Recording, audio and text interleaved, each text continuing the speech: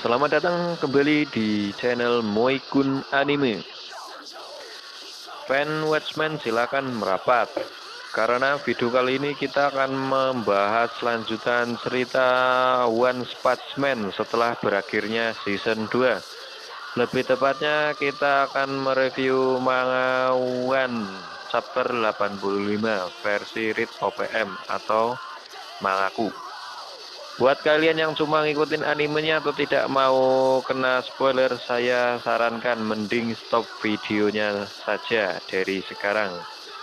Ya, nonton-nonton sedikit juga diperbolehkan sih, hehehe.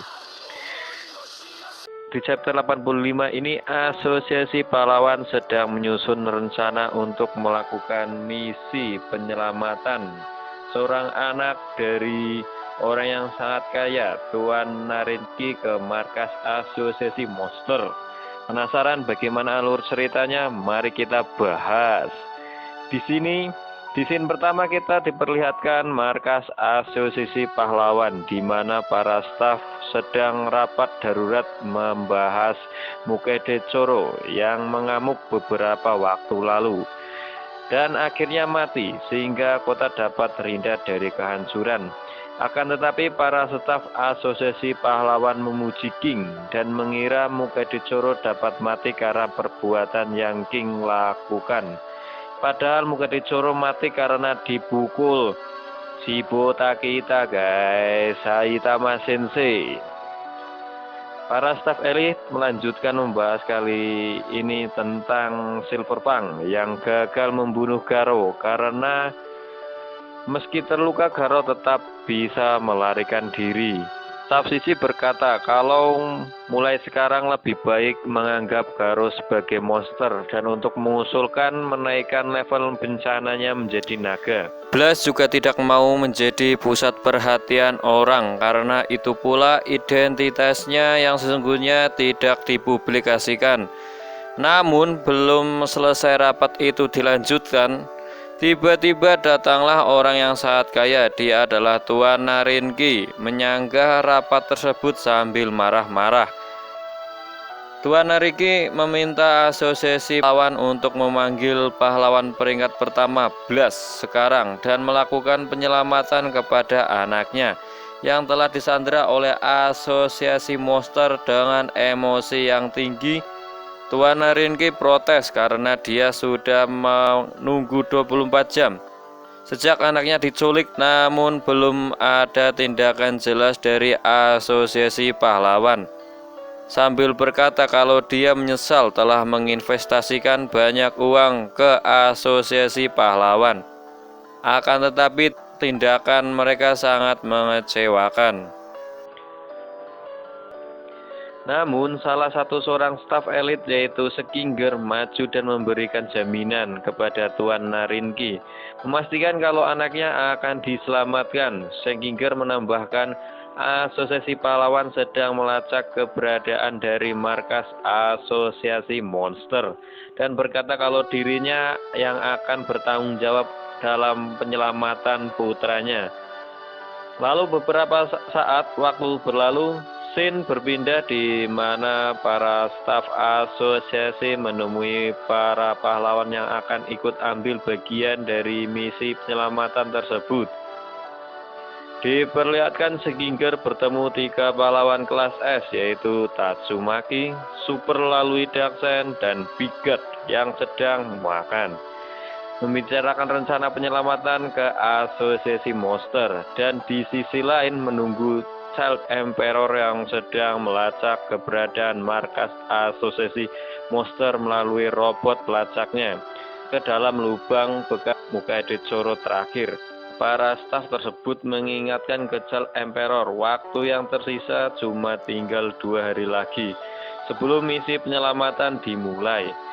Tatsumaki mendapat informasi kalau keberadaan markas Asosiasi Monster berada di dalam kota Z. Tatsumaki menawarkan Sekinger bagaimana kalau dirinya langsung membersihkan seisi kota sekaligus. Namun Sekinger menolaknya karena itu bisa membahayakan Sandra.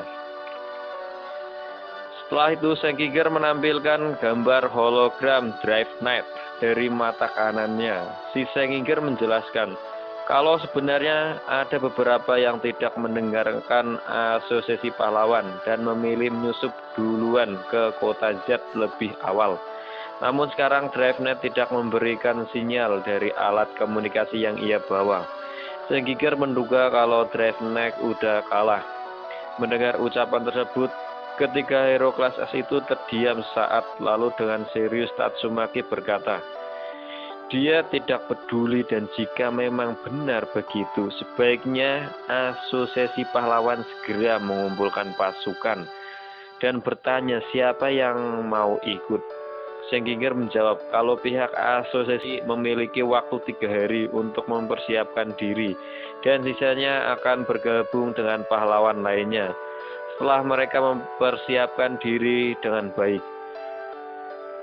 Scene pun berpindah sebentar ke Zombie Man yang sedang membuntuti monster gorila lanjutan dari season 2 lalu, yang menurutnya monster tersebut terlihat mencurigakan bisa jadi adalah salah satu anggota monster dari asosiasi monster. Akhirnya si Zombie Man sampai di suatu tempat yang menurutnya adalah markas asosiasi monster. Dengan percaya diri, Zombie Man melancarkan aksinya, namun Shin kembali lagi ke markas asosiasi pahlawan. Shin pun diperlihatkan kedatangan Atomic Samurai beserta ketiga muridnya. Terlihat sedang berbicara dengan hero super lalui Daxen. Sepertinya aku tidak tahu apa-apa. Kenapa ada anak kecil yang disandra juga? Sejak kemarin kami keliling daerah pegunungan tinggi dan terowongan besar. Kami menebas setiap monster yang sembunyi di sana. Sayang sekali kami belum menemukan markas asosiasi monster. Super lalui Daxen pun berkata, jelas saja markas mereka ada di perkotaan yang sepi. Atomic Samurai pun terkejut dengan informasi tersebut. Sejak kapan ada informasi seperti itu? Setelah itu, Atomic Samurai meminta ketiga muridnya untuk istirahat dulu sampai hari penyerahan ke markas asosiasi monster tiba. Muncullah si idol pahlawan peringkat A, Amai Max, dari balik pintu dan menyanggah pembicaraan ke-5 hero tersebut. Si Amai Max menyombongkan diri lalu berkata, aku dengar yang melakukan misi penyelamatan tim yang beranggotakan pahlawan yang kuat saja, dan yang aku lihat tidak sesuai dengan harapanku. Sambil kecewa, tolong jangan bawa teman-temanmu. Menurutku orang yang lemah cukup lawan musuh yang lemah saja. Nanti kalau mereka ikut juga disandra bakal tambah repot. Dan Amai Max menambahkan dirinya akan ikut dalam misi tersebut. Tentu saja aku kesal diganggu sama monster di tengah-tengah konserku yang sedang berlangsung. Mendengar ucapan tersebut sambil tersenyum dan berkata, Atomic Samurai, oh begitu. Anak buahku kuat-kuat semua loh. Tenang saja bocah idol. Kau akan dilindungi oleh anak buahku yang bisa diandalkan. Namun Amai Max malah makin sombong. Ia pun berkata, melindungiku? Ternyata masih ada orang yang meragukan kemampuanku. Aku ini sebenarnya bisa naik kelas S kapan saja. Hanya saja posisiku akan lebih unggul jika aku tetap di kelas A. Dan menambahkan, aku lebih kuat daripada kau, Atomic Samurai. Dan ekspresi senyum rasa emosi Atomic Samurai mendekati Amai Max dan sambil berkata, masa sih? Untunglah ada salah satu muridnya yang menyanggah si Atomic Samurai dan untuk menahan emosinya. Scene pun berganti di sebuah penjara. Diperlihatkan puri-puri prisoner yang keluar dari penjara karena perlakuan istimewa. Karena aksinya yang keluar dari penjara pada waktu lalu dan bertarung melawan para monster seperti Deep Seeking dan beberapa monster dari asosiasi monster.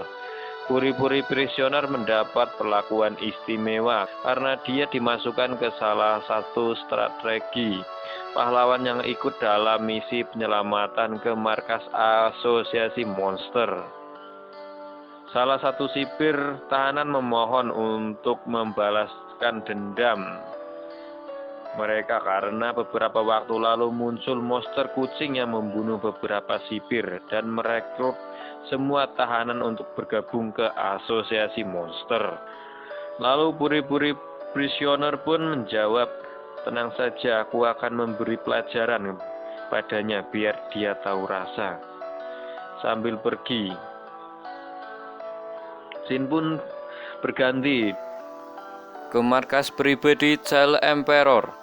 Diperlihatkan Child Emperor sedang melacak asosiasi monster ditemani oleh beberapa staf asosiasi pahlawan. Child Emperor meminta para staf untuk keluar sebentar agar dia bisa lebih berkonsentrasi. Ternyata itu adalah alasan Child Emperor agar dia bisa menghubungi Metalnet. Tujuannya ialah biar nggak ada satupun orang yang mendengar pembicaraan mereka. Akan tetapi setelah komunikasi mereka tersambung, Metalnet malah meresponnya dengan marah-marah karena posisinya sedang sarapan. Child Emperor pun mengeluh kepada Metalnet karena energinya dan waktunya sudah terbuang dengan sia-sia, dan sebenarnya dia percaya kalau Metalnet sebenarnya sudah tahu lokasi markas asosiasi monster. Lalu Child Emperor meminta kepada Metalnet untuk memberitahukan markas asosiasi monster sambil menambahkan, "Kau mau membiarkan Sandra dibunuh begitu saja?" Namun Mike menolaknya karena jika aku tidak membocorkan lokasi markas mereka, Sandra akan dibunuh. Jika aku beritahu lebih banyak, orang yang akan mati termasuk kalian juga. Maaf, tapi aku sudah mengambil keputusan yang benar. Child Emperor terkejut, seakan-akan Metalnet sangat takut sekali sama mereka. Apa yang terjadi dengan tubuh robot super canggihmu, Metalnet? Siapa yang bisa menghancurkan tubuhmu? Bagaimana caranya? Metalnet lalu menjawab, "Kalau si Raja Monster Orochi, aku tidak ingat dengan jelas, tapi dia menghancurkan tubuhku sekali tusuk dengan tanduk dia. Aku tahan dengan lenganku, tapi percuma saja, dan dia bahkan menghentikan bom bunuh diri yang aku pasang di dalam tubuhku. Bukannya aku takut sama asosiasi monster. Kejahatan selalu ada di sekitar kita, mencari celah untuk diserang. Saat pertahanan kita lemah, mereka akan langsung datang menguasai dunia. Kau juga harus waspada, jangan percaya dengan orang lain. Kemampuanmu lebih dari cukup untuk melindungi yang lain. Simpan tenagamu sampai di hari di mana kau membutuhkannya. Kuharap kau mengerti maksudku, Child Emperor." Child pun kaget dengan perkataan Metalnet. Sambil berkata, "Buang-buang waktu saja. Kalau sudah begini aku harus cepat menemukan lokasi markas mereka." Shin pun berganti dengan diperlihatkan seorang pahlawan wanita cantik, yaitu Fubuki, yang sedang berjalan ke apartemen rumah pahlawan kita, guys, si botak Saitama Sensei. Sambil berkata, "Tim Fubuki sudah bubar. Ya, sebagian gara-gara kakakku banyak berulah sih. Bagaimanapun ini keadaan darurat. Akan kujadikan tempat ini sebagai markas tim Fubuki, dan aku harus segera membuka rapat untuk memperbaiki masalah ini." Akhirnya Fubuki tibalah di depan pintu rumah pahlawan kita, yang tidak asing di perut kita, salah, di telinga kita, si botak Saitama Sensei. Sesampainya di depan pintu masuk apartemen, Fubuki segera membuka bel. Namun si Fubuki kaget karena yang membuka bel malah seorang kakek-kakek, hehehe, yang sebenarnya itu adalah bom.